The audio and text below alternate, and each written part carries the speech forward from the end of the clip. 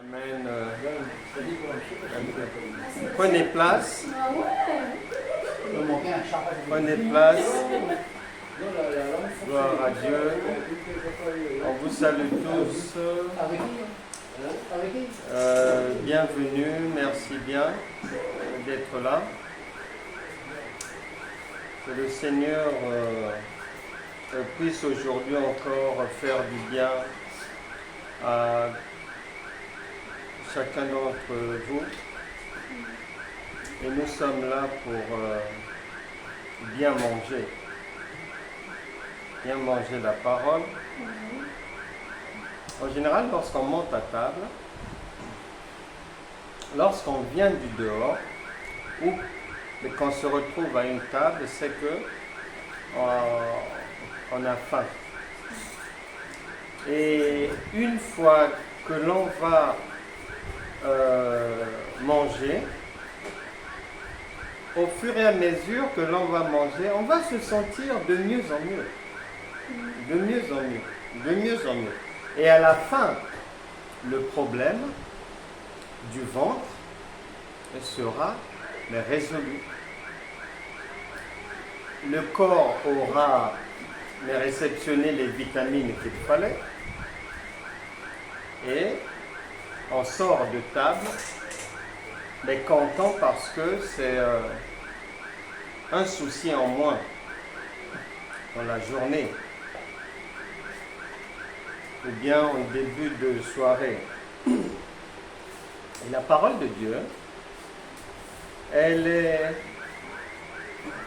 toujours ainsi faite aussi. C'est comme lorsqu'on mange à table. Une fois qu'on a fini de manger, c'est-à-dire le problème pour lequel je suis venu sur la table, c'est réglé. La parole de Dieu, elle fonctionne, elle est agissante de la même manière. Au fur et à mesure que nous sommes en train de manger, au fur et à mesure que tu es en train de comprendre, de chercher à comprendre ce qui se dit, eh bien, au fur et à mesure, sans que tu ne le saches, ton problème, même celui que tu avais laissé à la maison, va être réglé par les anges de Dieu. Parce que Dieu est surnaturel. Mais les hommes veulent que Dieu les aide d'une manière naturelle. Ça ne marchera pas. Lui, il est surnaturel. De la même manière que tu as faim, tu montes à table, tu manges purée, steak d'agneau, steak d'agneau, côte d'échine, il y a quoi encore? Les pizzas, les pâtes, ceci, cela, du bœuf et tout, de la même manière que tu es en train de manger ça. En fait, quand tu es monté à table, tu avais faim. Tu manges, mais tu ne sais pas quelles sont les vitamines exactement qui rentrent là. Tu ne sais pas. Tu en vois seulement.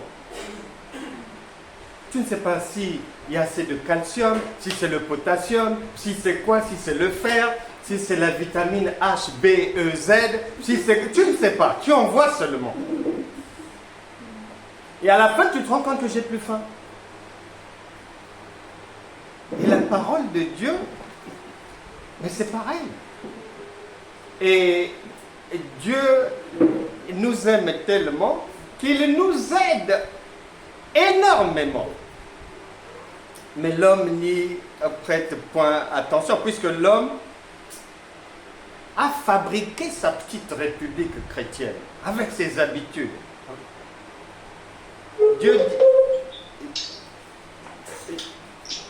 Dieu dit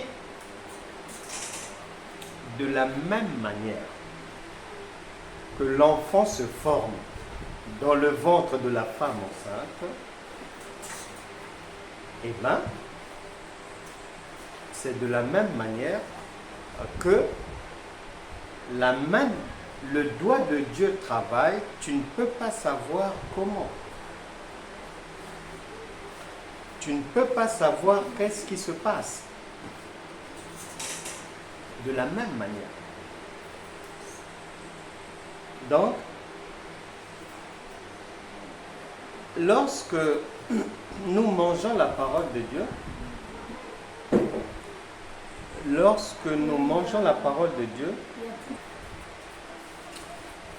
donc on continue. Donc j'étais en train de dire que lorsque on partage le repas du Seigneur, il faut avoir à l'esprit que c'est comme lorsqu'on mange physiquement, la manière dont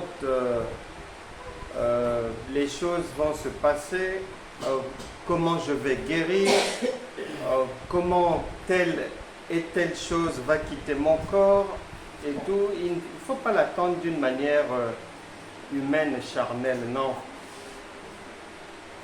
Le royaume de Dieu est surnaturel. La parole de Dieu, elle est surnaturelle. On l'écoute et il faut comprendre.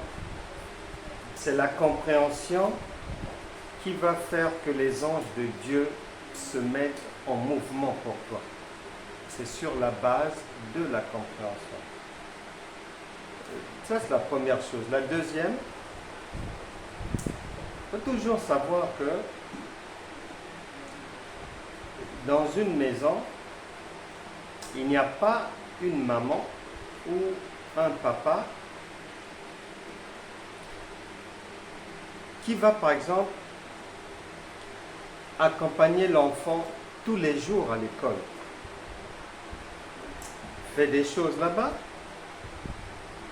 mais le père ou la mère ne pourront jamais accepter qu'il aille tous les jours à l'école, qu'il se déplace, qu'il passe la journée là-bas, tous ces sacrifices-là, toutes ces activités faites là-bas, sans qu'il n'y ait d'objectif. Il faut obligatoirement du résultat. Il n'y a pas un parent qui peut se satisfaire que oui, parce que l'enfant va à l'école, bon, je suis content, c'est bon. Non, non, non. C'est en fonction des résultats. Il faut les résultats. Parce qu'il n'y a rien pour rien. Il faut les résultats. Donc, il faut bien avoir à l'esprit que cette histoire de la parole de Dieu, ce n'est pas une histoire de lire, ce n'est pas une histoire d'aller à l'église, ce n'est pas une histoire de chanter, ce n'est pas une histoire de ceci, cela. Non, c'est une histoire de lire ou d'écouter, de chercher à comprendre et qu'il y ait du résultat dans la vie. S'il n'y a pas de résultat, même si tu te dis, bon, comme je suis déjà chrétien, chrétienne, ça va, Dieu doit être content. Non, non, non. À partir du moment où toi-même, en tant que parent, tu ne peux pas accepter que ton enfant fasse quelque chose sans résultat, eh bien, sache que toi-même, avant que toi, tu n'attendes des résultats de ton enfant, Dieu attend des résultats de toi. Ah ouais. C'est comme ça. Eh oui. À malin, malin et demi. C'est comme ça. Donc cette histoire de je suis habitué, tel jour on a affermissement, je vais, on chante, je rentre, je suis content, je suis dans le Seigneur, je suis chrétien. Non, non, non, non, non, non, non. L'apôtre Jacques dit, mettez en pratique la parole de Dieu et ne vous bornez pas à l'écouter simplement en vous trompant vous-même par de faux raisonnements.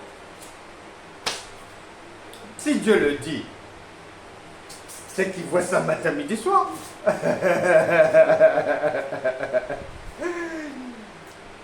Et aujourd'hui, le Saint-Esprit voudrait vraiment nous éclairer sur l'un des problèmes que nous avons dans notre marche dans le Seigneur. Tous les terriens, que l'on soit bouddhiste, musulman, croyant, athée, peu importe, c'est comment gérer un problème, une difficulté. Comment aborder les difficultés de la vie. Parce que si tu résous un problème cette semaine, on n'a pas besoin d'être allé à l'école pour savoir que d'ici 3 semaines, il y aura soit un problème, ou soit un quart de problème, ou soit 1 tonne de problèmes que l'enfant va ramener. Donc, vaut mieux s'habituer à prendre ce que les politiciens appellent la gestion de crise. Parce que les crises vont venir. Un homme averti en vaut 2, on le sait. Malheureusement, beaucoup d'enfants de Dieu, alors que on devient enfant de Dieu pour avoir un avantage sur les autres. C'est ça. Parce que l'enfant de Macron et l'enfant de M. Dupont, c'est pas pareil. Hein? Attention, c'est pas pareil. Hein? Et ils ne partent pas sur la même ligne de départ. Hein? Mais il y en a un, le compte épargne est déjà chargé à bloc. Et puis il y en a l'autre, il faut qu'il travaille toute la vie. Il y en a un, il n'a pas de problème de déplacement, il y aura toujours un chauffeur ou bien il prend des voitures, il y en a au moins 100 ou 200 sur le parking et il roule. Mais l'autre, il faut qu'il prenne un crédit pour s'acheter un véhicule. Il y en a donc, c'est comme ça. Les vêtements, c'est pareil. Tout, c'est pareil. Mais la Bible nous fait comprendre que tout enfant de Dieu devient roi. Fils de Dieu égale Dieu. Tant que l'enfant d'un chien, un chiot, tout le monde sera d'accord pour dire que c'est un chien, donc l'enfant d'un Dieu, c'est un Dieu. On n'a pas à réfléchir là. À moins qu'un jour quelqu'un sorte et dise « Ah, on dirait que j'ai fait des recherches, on dirait que l'enfant d'un canard, c'est pas un canard. » Ah bon, explique-nous. Et on va t'écouter. Mais jusqu'à présent, tout le monde dit l'enfant d'un tigre, c'est un tigre. L'enfant d'un éléphant, c'est un éléphant. L'enfant d'un lion, c'est un lion. Il n'y a que chez les chrétiens. Ou enfant de Dieu, on ne veut pas aller vers la conclusion. On refuse. On veut seulement rester enfant. Mais pourquoi faire? Mais un enfant au jardin d'enfants, mais qu'est-ce qu'il peut avoir? Il faut qu'il grandisse. Donc, le fait de ne pas grandir, le fait de refuser ce que l'on est, le fait d'ignorer cela, ça met les gens vraiment en difficulté. Et la Bible dit que bien souvent, malgré que les gens prétendent être chrétiens, on fait ceci, on fait cela, on fait cela, lorsque la tempête se lève, en général, 9 chrétiens sur 10, ils font naufrage. Ils perdent pied. Pourquoi? Parce que on ne leur explique pas bien. Ceux qui expliquent eux-mêmes ne comprennent pas. Qui est Dieu? Comment fonctionne le royaume de Dieu? On va faire un cas pratique. Marc chapitre 3. Marc chapitre 3, verset 1. Jésus entra de nouveau dans la synagogue. Il s'y trouva un homme qui avait la main sèche.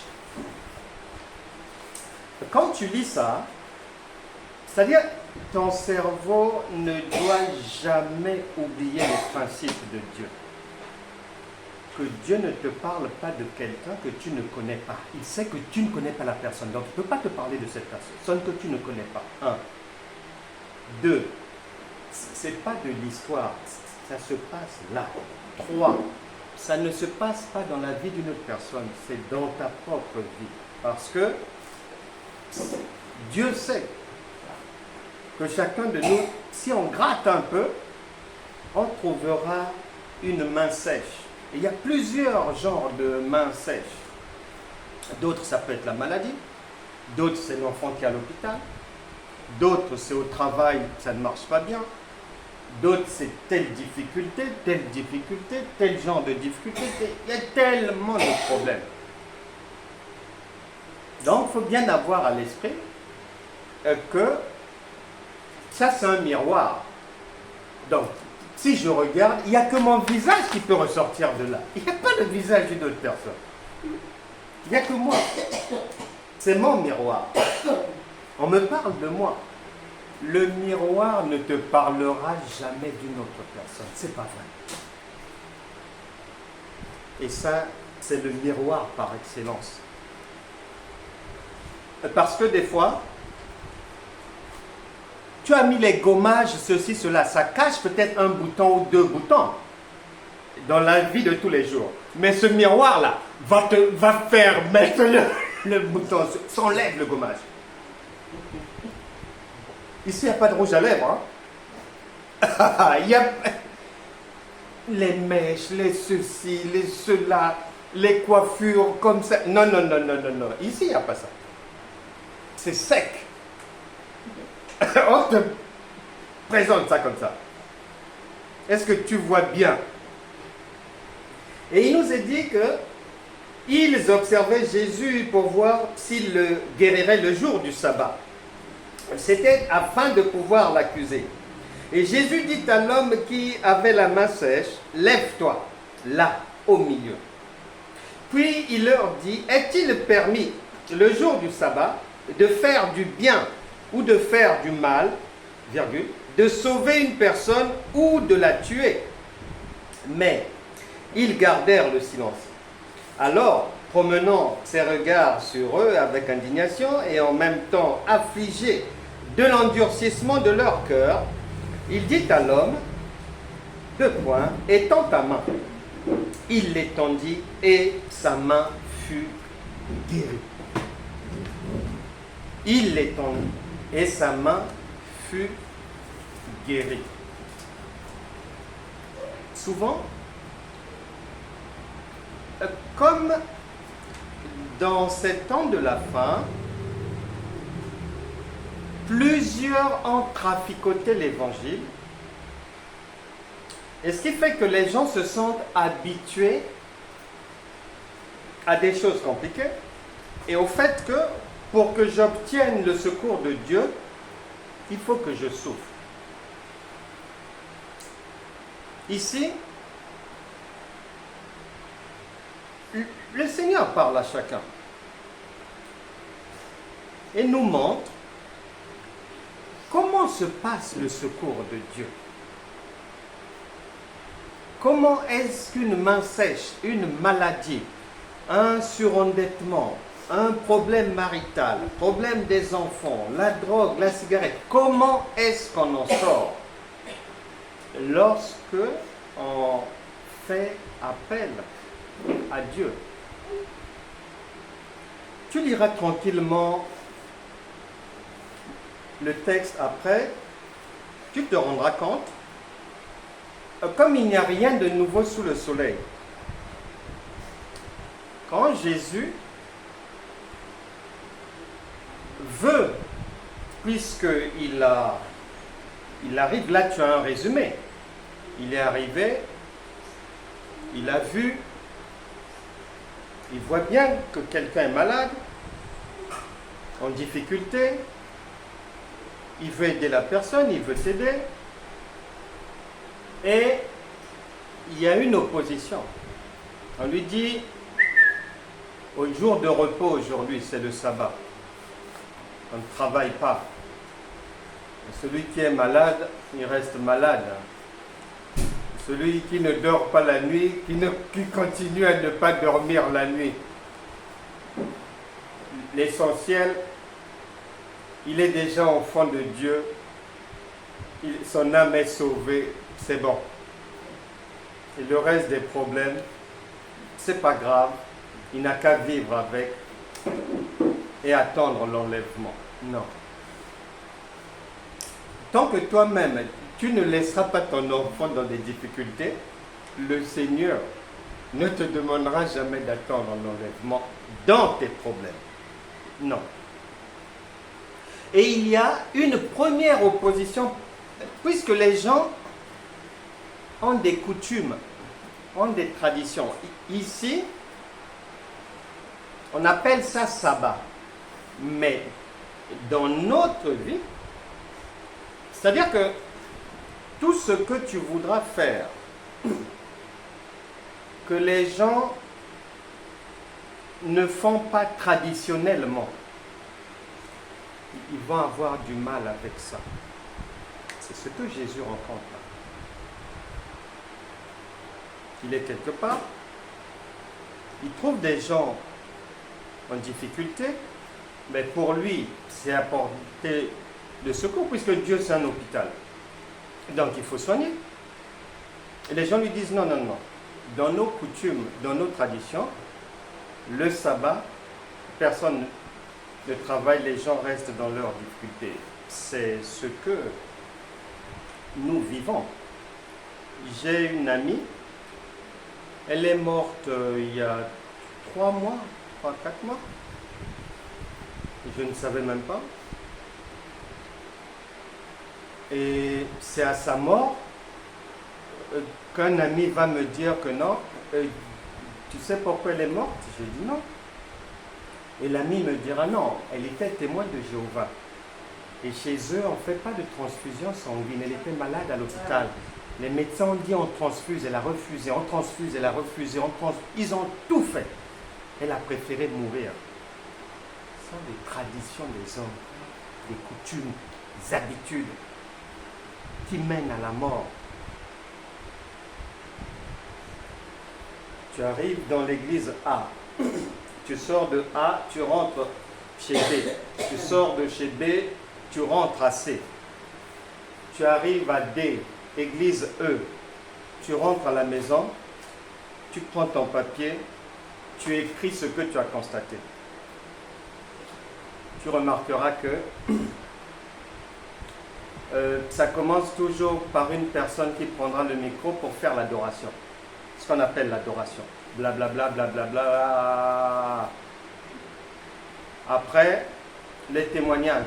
Les témoignages, Dieu a fait ça, j'avais une toux encombrante et tout, et puis on m'a imposé les mains, et quand je suis rentré à la maison, j'étais soulagé et tout. Amen, amen, gloire à Dieu. Ok.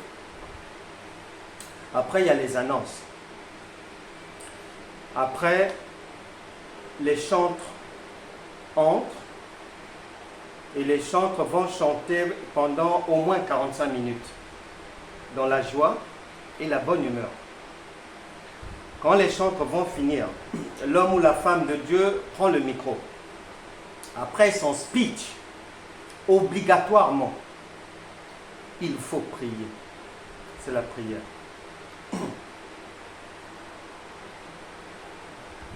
La prière, on finit par les annonces ou bien les jours où le pasteur reçoit ceci, cela, les rendez-vous de la semaine, blablabla. Dans les 5 églises, ça sera pratiquement comme ça. À quelques nuances. C'est ce qu'on appelle le sabbat, des coutumes, des traditions. Des coutumes, des traditions. Quand Jésus est quelque part, une fois qu'il a parlé, puisqu'il travaille sur le principe du dit seulement un mot, une fois qu'il a parlé, c'est fini. Jamais tu ne trouveras, après que Dieu ait parlé, que quelqu'un puisse prier encore. Ça n'existe pas. C'est une folie. Et quand nous prêchons l'évangile, c'est Dieu qui est en train de parler. Lis bien ta Bible. Corneille a dit que nous sommes là, à Pierre, nous sommes là réunis devant toi pour entendre ce que Dieu a à nous dire. Donc, quand la parole de foi, elle est libérée, une fois qu'on a fini, on a déjà bien mangé, c'est bon. Le ventre est plein, c'est bon. Mais les coutumes, les traditions, il faut encore prier, il faut encore ce soir. Pire, tu remarqueras que les prières, ce qui va se dire dans les prières, va venir contredire toute la prédication. Parce que dans la prédication, souvent on dit quoi? Ouais, nous sommes la tête et non la queue. Ma soeur, n'aie pas peur, même si les démons de la famille sont levés contre toi. La Bible déclare, les premiers seront les derniers. Ceci, cela, nous sommes plus que vainqueurs. On se croirait dans un congrès du Parti communiste. On brandit le doigt, ça ira, ceci, cela, n'est pas cela. Quand on rentre maintenant dans la prière, ah Seigneur, protège-nous, ah couvre-nous Seigneur, ah vraiment. C'est-à-dire, on descend sous le métro. C'est-à-dire, toute la prédication, on annule. On annule. C'est annulé. Et les gens après se posent la question, oh, mais le mari de lui, les esprits qui viennent m'étrangler la nuit, pourtant on a prié depuis un mois là-bas, c'est cela. Oui, mais vous priez pour annuler. Vous priez pour annuler. Donc ça ne peut pas marcher. C'est ça le sabbat. Les coutumes, les traditions. Et si tu vas quelque part prêcher, comme c'est ce que tout le monde fait, si à la fin de ta prédication, tu ne dis pas aux gens prions, je crois que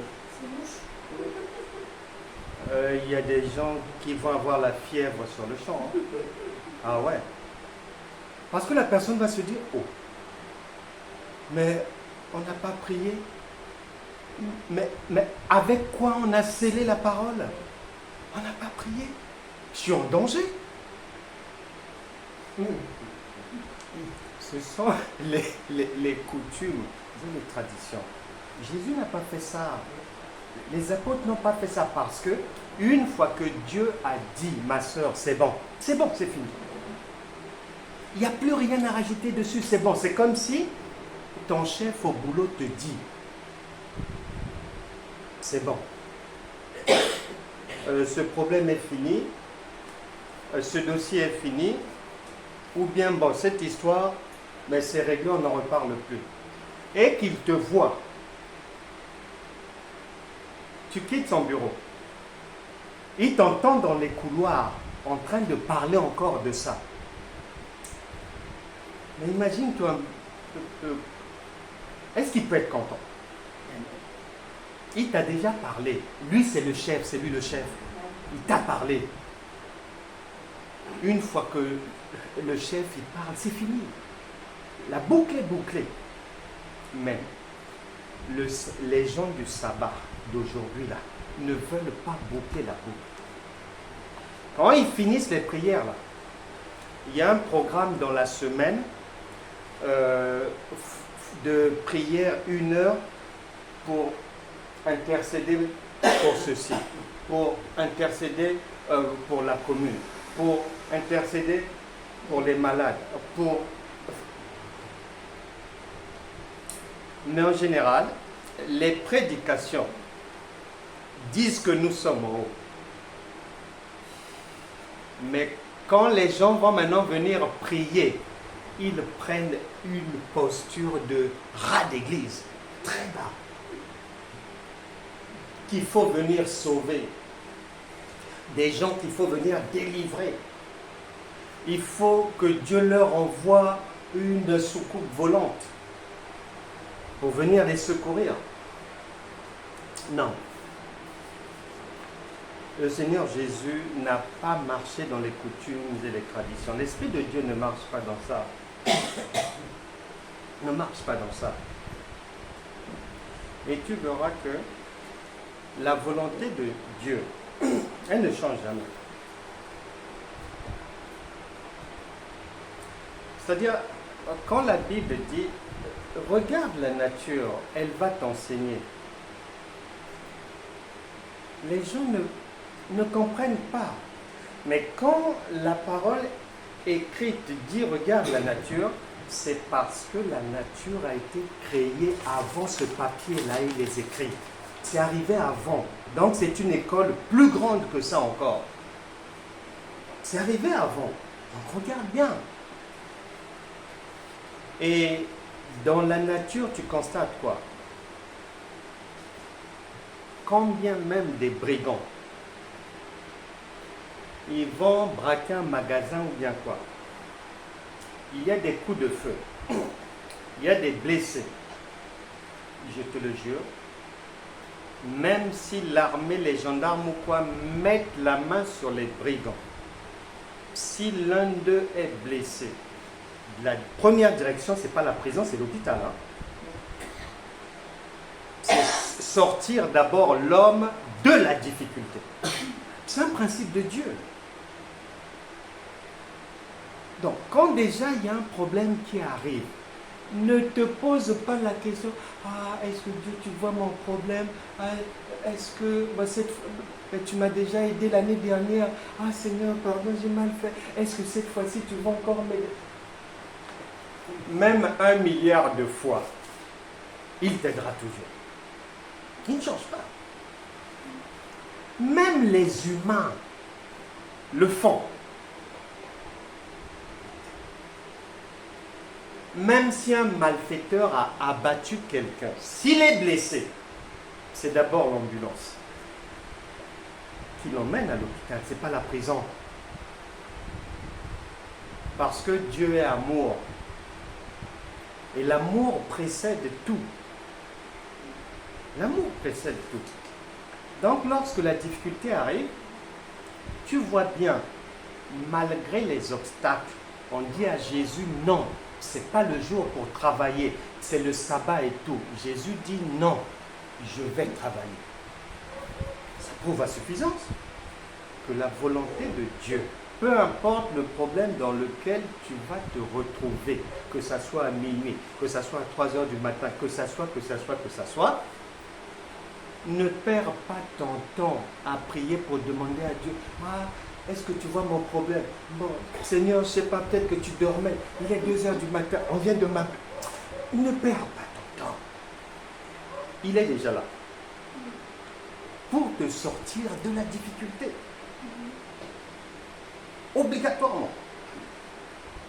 Tu n'as pas à lui faire la courbette, non. Ça, ce sont les traditions, l'ignorance, c'est l'égarement, la folie, tout ça là. Et malgré les oppositions, il dit non, non, non, je vais travailler. Même si c'est jour férié, Jésus a dit, l'homme n'a pas été fait pour le sabbat. C'est-à-dire, l'homme n'a pas été fait pour obéir au jour férié. Mais c'est le jour férié qui obéit à la volonté de l'homme. Donc, ce n'est pas la tradition, la coutume qui prend le dessus, mais c'est l'amour qui prend toujours le dessus. Quand les gens, il y a un problème qui arrive, on reçoit un appel, la première réaction c'est la panique. Non, il a dit dans Jean chapitre 8, verset 51, il a dit que celui qui écoute, qui reçoit sa parole, il ne connaîtra pas la mort. Il restera dans la vie. Et en Jean 14, verset 1, il dit que ton cœur ne se trouble point.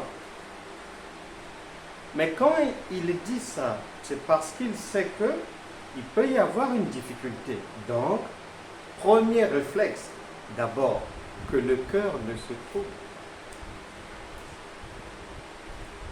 Souvent, ça commence très mal. Et l'égarement des gens a atteint des dimensions incroyables. Il y a beaucoup d'églises, ou en dehors des églises, des coachs chrétiens, chrétiennes, ceci, cela. Les gens enseignent et disent, par exemple, une personne qui a un problème de la colère, par exemple, l'impulsivité. On va lui dire, non, ma soeur, il faut que tu fasses un travail sur toi. Et puis, on lui donne des choses à faire ou à ne pas faire pendant une période comme ça, ceci, cela. Et la personne va faire et ne pas faire. Elle va respecter. Et comme on lui a dit de faire ça pendant 3 mois, ce travail-là, et au bout de 3 mois, la personne elle-même, elle est convaincue que c'est bon, la colère est partie. C'est la victoire. La même personne, le lendemain, le Saint-Esprit fabrique une situation au travail. Son chef vient l'injurier. Elle a bien travaillé, mais la chef dit non. Boulot de merde. Jette là-bas. Les cheveux. Tout le travail de la formation, là, par terre. La personne rentre dans une rage. Après, elle se demande, oh, mais comment? J'ai fait le travail sur moi, mais je me suis encore fâché là-bas. Comment? Mais c'est très simple. Si, pour que le Saint-Esprit t'aide, tu dois faire un travail, donc il n'est pas Dieu. Donc il n'est pas Dieu. C'est comme si tu vas voir le président Macron, j'ai un problème. J'ai un problème de loyer. J'ai fini, le propriétaire a récupéré le logement, il veut vendre son logement, il m'a mis dehors, je suis à la rue. Je te promets, ça ne lui prendra pas 5 minutes pour résoudre ton problème. Ça ne lui prendra pas 5 minutes. Et quand Jésus se décide, puisque Dieu est amour, il dit, bon, il n'y a pas de problème. Dieu ne peut pas laisser quelqu'un dans des difficultés, c'est pas vrai. C'est faux. On nous a tellement appris des conneries, des poubelles. Dieu ne peut pas laisser quelqu'un en difficulté. J'ai pas vu ça.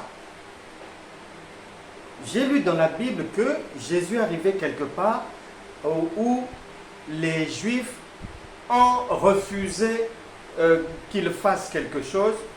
Il a pris ses pieds et il est parti. Mais partout, là où il y a problème, et que le secours de Dieu est le bienvenu, la solution est immédiate. La solution est immédiate. Et ici, tu verras, au verset 3, Jésus lui dit, mets-toi là, au milieu là, des gens, pour dire que quand Dieu a travaillé, lorsqu'il veut faire quelque chose, lorsque l'Esprit de Dieu t'accompagne pour t'aider dans le quotidien, lorsque tu vas avoir une difficulté, que les gens s'opposent, que les gens ne s'opposent pas, que les gens viennent te dire, ah, est-ce que tu pourras vraiment ceci, cela, que les gens te découragent. Ne te décourage pas. à partir du moment où le Saint-Esprit est réellement avec toi, dors tranquille. Et Jésus dit, mets-toi là au milieu, parce que le secours de Dieu, c'est pas en cachette. On rencontre des chrétiens, ah ma soeur, ça va, oui. Alors, quelle nouvelle? Ah, mais ça va, hein, Dieu fait grâce, vraiment, avant, oulala, mon frère, avant, vraiment, ah, j'avais des problèmes, même avec mon mari, ça passait pas bien, même au travail, si cela, mais Dieu a fait grâce, ça va. Personne n'a vu là où Dieu a fait grâce. Il n'y a pas de preuve. Il n'y a pas de preuve. Et la Bible dit, maudit la personne qui se jette des fleurs elle-même. Que tes lèvres ne te louent pas. Laisse quelqu'un d'autre. Donc, les soi-disant enfants de Dieu ont l'habitude de se lancer des fleurs eux-mêmes. Ils se jettent des fleurs, pensant que Dieu va tomber dans le panneau. Mais non! Mais non! Le secours de Dieu, c'est en public. C'est visible. Dieu n'aide pas les gens en cachette, forcément, ceci, cela. Non. Il y a problème et problème. Chaque problème, il y a une méthode. Il y a une solution bien précise. Peut-être qu'un autre jour, il y a un problème qui va nécessiter le silence. Mais, c'est pour dire que le Saint-Esprit t'aide en silence ou publiquement, les résultats doivent se voir. Les résultats doivent se voir. C'est pas que toi-même tu es convaincu que ta vie a changé, que ça a amélioré, ceci, cela, tu es maintenant bien, tu es gentil, Dieu t'aime, tu t'es réconcilié avec le... C'est-à-dire que tu sois la seule personne à le dire, à croire à ça. Et que ton mari dit c'est pas vrai. C'est-à-dire ce que ton mari dit là. C'est ce que Dieu dit. Si tu es la seule personne à voir des progrès en toi, à trouver que tu as avancé, à trouver que vraiment tu as changé, non, attends que quelqu'un d'autre le dise. Mais le dise comment? Ne force pas les gens à le dire. Ah non. Ah non. Ne force pas les gens à le dire. Il y a l'une de nos sœurs ici. Elle va témoigner elle-même. Ah, des témoignages merveilleux. Sa vie est en train d'exploser d'une manière incroyable. Avant, elle souffrait dans les jeûnes et prières pour rien. Maintenant, elle a compris. Son voisin est allé la voir. C'est le voisin qui lui dit, ma soeur, je vois que tu es bénie. C'est pas, on n'a pas dit un chrétien, non. Un voisin qui de lui-même dit à la sœur, ma sœur, je vois que tu es vraiment bénie. Les bénédictions où la personne, elle est seule à le savoir. Elle est seule à sentir. Elle est seule à... Non. Non. Et que sa terre était bénie. Non, où elle mettait ses pieds, ben c'est béni. Parce que Amen. Avant, elle n'était pas là. Il y avait des trucs bizarres et depuis qu'elle est dans le coin, il a remarqué une bénédiction qui est tombée.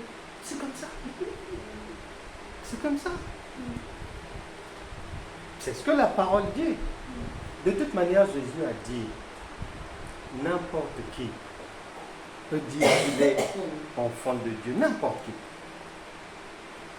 Mais il a dit, je vous donne la solution. On reconnaîtra chacun à ses fruits. Même si quelqu'un dit qu'il est pasteur. Il n'y a pas de problème. Jésus a dit à l'homme à la main sèche, viens au milieu là. Vous mettez le pasteur au milieu. Et vous l'écoutez, c'est tout. Vous allez savoir. Même dans le monde, on dit que c'est au pied du mur qu'on reconnaît le maçon. Même si la personne dit, je suis maçon, il n'y a pas de problème. Prends le seau, il y a un seau. Il n'y a pas de problème. Il n'y a pas de problème. C'est-à-dire, ce que les yeux vont voir, la vérité va jaillir. Donc, normalement, la divinité, elle est très simple. Et c'est pour dire qu'il faut faire attention avec ces trucs, où je vais faire un travail sur moi. Non, non, non, non, non. Le secours de Dieu, il est immédiat. Et ici, il est dit que Jésus lui a dit, lève la main. Il a levé, et on dit, aussitôt guéri. Maintenant, il faut bien savoir. Parce que le Seigneur a son langage. Quand il dit lève la main, en général, quand tu lèves la main, quand tu tends la main, c'est pour recevoir quelque chose ou pour donner quelque chose. Lui, il est dans le besoin, il est malade. Donc, il faut qu'on lui donne la guérison. Et le Seigneur Jésus aurait pu lui dire autre chose. Mais il dit la main tout simplement parce que, comme vous le savez, Dieu parle en parabole. La main, dans l'Ancien Testament, on te parle de la main de Dieu. Hein? Et nulle part, tu as lu que la main de Dieu avait été coupée. Non, elle existe toujours. C'est cette main-là. Lui, il tend la main pour recevoir quelque chose de la main de Dieu. Et la main de Dieu, il y a 5 doigts. Et les 5 doigts, ce sont les 5 ministères. Éphésiens chapitre 4, verset 11. Il a fait aux uns comme apôtres. Il a établi des prophètes, des évangélistes, des pasteurs, des docteurs. C'est-à-dire, il va recevoir le secours par la parole de Dieu. C'est par la parole. Il est guéri, il est secouru de son problème par la parole de Dieu. Il tend la main pour recevoir quelque chose de Dieu. Et Dieu, la meilleure chose qu'il a à nous donner, c'est sa parole. Pourquoi? Dans sa parole, il y a la guérison, il y a la délivrance, il y a la joie, il y a la paix, il y a le travail, il y a la camaraderie, il y a les talents, il y a les bijoux, il y a les mascaras, il y a tout ça. Dans la parole de Dieu. Nous devons donc avoir cela à l'esprit. Que lorsqu'un problème arrive, de ne pas oublier, c'est-à-dire les principes et ce que Dieu dit. Quand on dit ce que Dieu dit, il n'a pas changé ça. Il dit dans Jean chapitre 14, verset 26 que lorsque tu as une difficulté, son esprit, va venir te rappeler ce que nous venons de se dire là, se rappeler qu'il est toujours là. Que peu importe la bêtise faite, lui, dans son cœur, c'est d'abord te sortir du problème. Après, si tu veux faire ta repentance ou ceci, cela, on dit le linge sale se lave en famille. Mais dans l'immédiat, c'est te sortir d'abord de la difficulté. Et ça, il ne faut pas l'oublier. Ne pas oublier que Dieu s'adresse toujours à toi-même, pas à une autre personne. À partir du moment où ton cerveau pense, croit, imagine qu'il s'adresse à une autre personne, eh ben, mais c'est pour ça que les gens disent, ah j'ai jeûné, ah ça fait 3 ans que je prie, ah le problème ne part pas, ah si cela. Mais tu ne sais même pas que Dieu s'adresse à toi. Par quel canal il va te donner quelque chose? Tu ne tends pas la main pour recevoir. Donc on doit vraiment faire attention à cela. Et ne pas oublier que nous sommes dans ce monde, mais nous ne sommes pas de ce monde. C'est-à-dire, les problèmes, quand ils arrivent dans nos vies, la manière dont les problèmes vont partir, c'est de la même manière que l'enfant se forme dans le ventre de la femme enceinte. Tes yeux ne peuvent pas voir. Là où maintenant on va te dire, ah reste assise comme ça, chaque matin, entre 8h et 9h, parle à Dieu. Quand tu as fini de parler à 9h, entre 9h01 et 9h15, reste tranquille, croise les bras comme ça, tu attends, tire les rideaux pour qu'il n'y ait pas trop de bruit, il va venir te parler.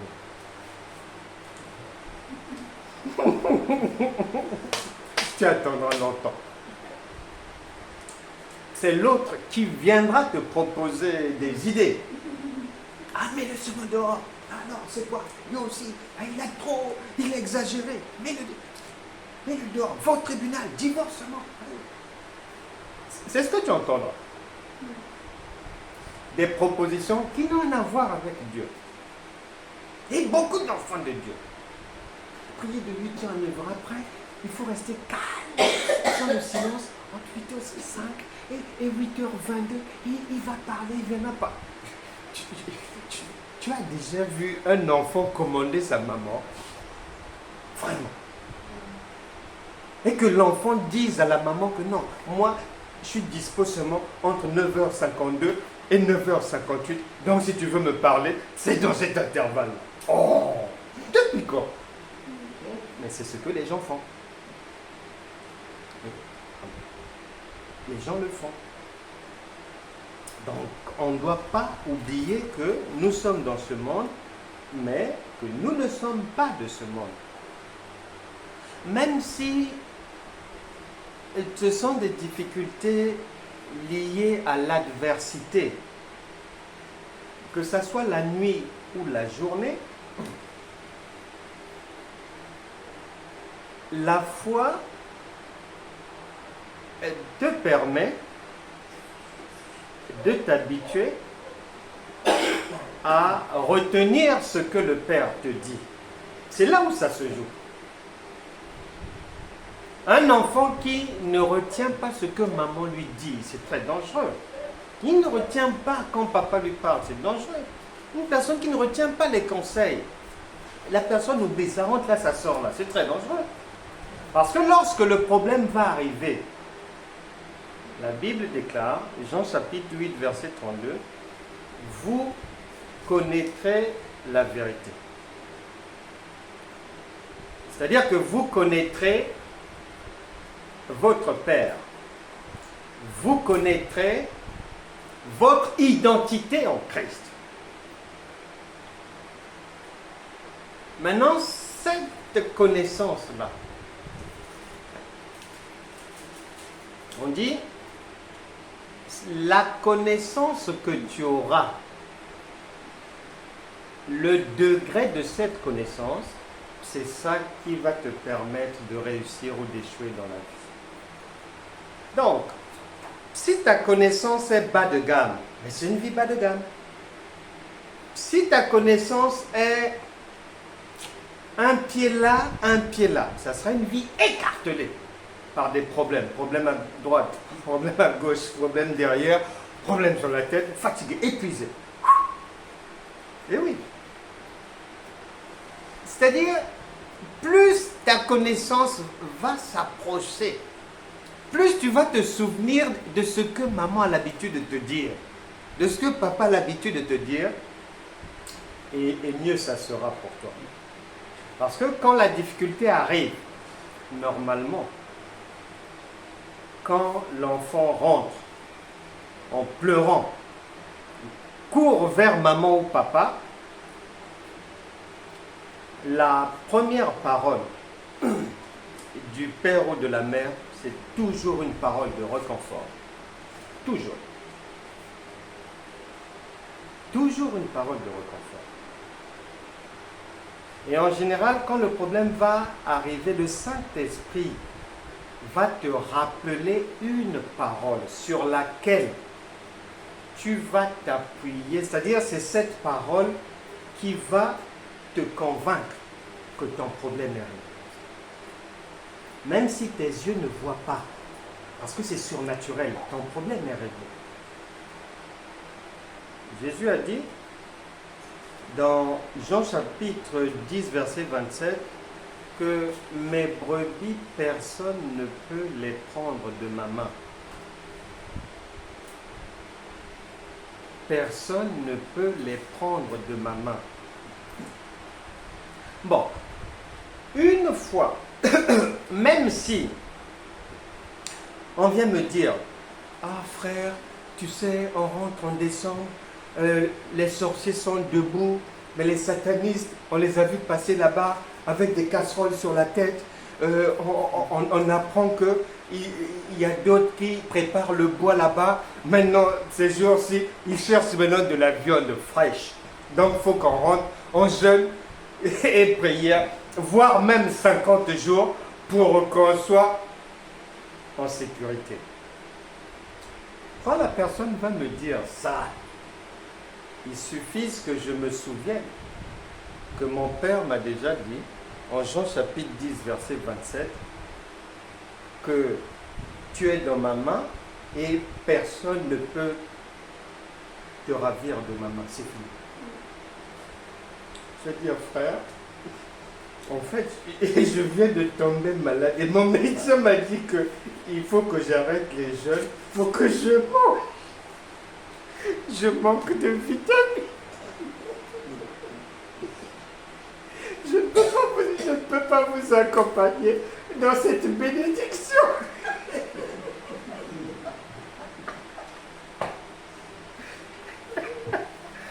Donc c'est ça. On se souvient de ce que papa a dit, parce que ce sont les paroles du père, de la mère, qui sauvent quelqu'un. Une fois, j'avais raconté ça, je ne sais pas où. Ah, ça m'avait donné la chair de poule. Une dame en région parisienne, elle a accompagné son fils à l'école et elle était en retard pour aller au boulot. Donc, elle était obligée de faire du stop. Un monsieur s'arrête, gentil. Vous allez où? À tel endroit. Et elle se rend compte que sur la route, il prend un autre chemin. Il l'emmène dans un endroit reculé. Il la séquestre. Il la ligote. Il la met dans une pièce. Et il dit à la personne, je vais d'abord travailler. À mon retour, vous allez voir ce que je vais vous faire. Pendant qu'elle était ligotée, pendant qu'elle attendait sa mort, elle dira que elle s'est souvenue que sa grand-mère lui avait dit un jour, dans ta vie, peu importe la difficulté qui t'arrivera, tu t'en sortiras toujours. Maintenant, elle parlait elle-même au-dedans d'elle, grand-mère. Tu m'avais dit ceci, regarde ce qui m'arrive. Le monsieur, à un moment donné, sa patronne a fait une visite surprise là où il travaillait. Et elle avait enfermé la dame dans une autre maison là-bas, au premier étage. Maintenant, sa patronne, quand elle est arrivée, au lieu d'aller là où lui, il était, elle pensait qu'il était dans le bâtiment là. Elle va là-bas, elle monte comme ça, elle voit sur les marches une boucle d'oreille d'une femme. Elle sait qu'il n'y a pas de femme là. Elle l'appelle. Ça c'est quoi? Pendant qu'elle lui demande ça c'est quoi, elle est en train de monter les marches et elle ouvre la porte. La femme était là, ligotée et tout. Elle lui dit,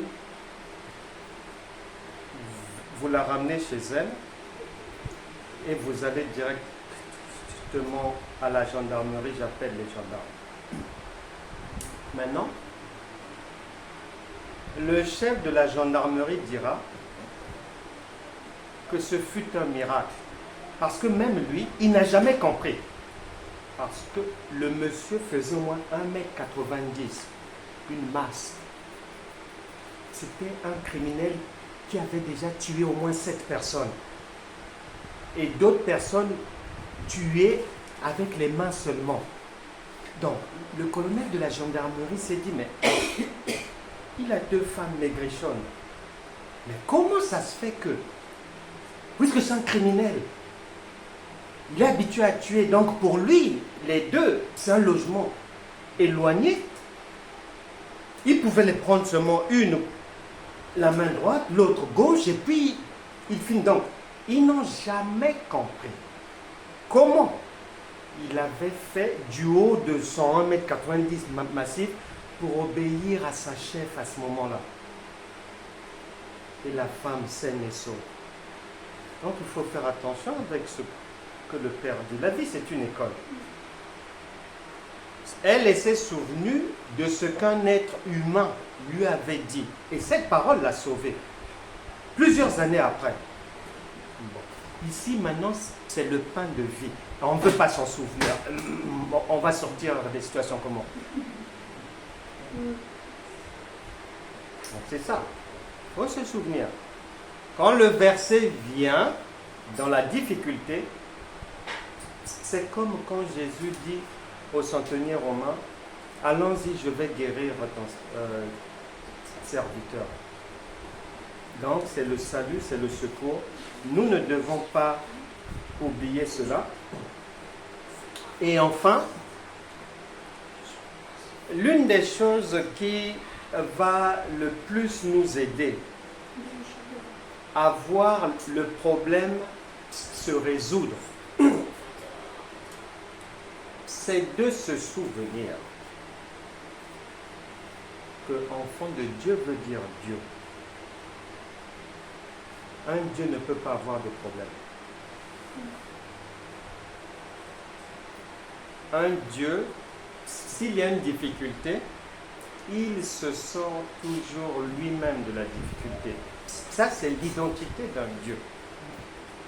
Les Juifs ont dit à Jésus, on t'a vu faire ceci, cela, les miracles, ceci, cela. Bon, nous t'avons eu aujourd'hui. Si tu es vraiment Dieu, descends de cette croix-là. Mais personne n'est venu tirer Jésus, viens, on est venu t'aider. Non. Lui-même, il est sorti de là. Mais ces choses sont écrites, ce n'est pas pour lui, ce n'est pas pour un tel, c'est pour nous. Pour nous dire que de la même manière, tel il est, tel nous sommes dans ce monde, s'il y a une difficulté, le Saint-Esprit qui est en toi, qui est Dieu, te donne la capacité de sortir toi-même de la difficulté. Le Saint-Esprit en toi, c'est un médicament. Il résout toutes sortes de difficultés. C'est pour ça que j'ai aimé Gédéon, lorsqu'il allait renverser les choses dans le village de son père. Et après, les gens sont venus voir son père pour qu'on leur livre Gédéon. Et il a demandé c'est quoi? On dit non, c'est la stèle de notre Dieu, Baal, voilà, qui a été sabotée, ceci, cela. Mais il a entendu Dieu, de haut. Mais si Baal est Dieu, mais que lui-même puisse régler le problème. Mais ce n'est pas à vous de le faire. Ces choses ne sont pas écrites pour de l'histoire. Donc, en fonction de ce que tu sais de devenir enfant de Dieu, plus tu en sais, et plus facile tu sortiras des problèmes. Sans souffrir, parce que lorsque tu manges, ce n'est pas toi qui fais travailler l'estomac, qui fait travailler ceci, qui fait travailler le foie, ce n'est pas toi. Tu ne sais même pas qu'est-ce qui se passe là-bas.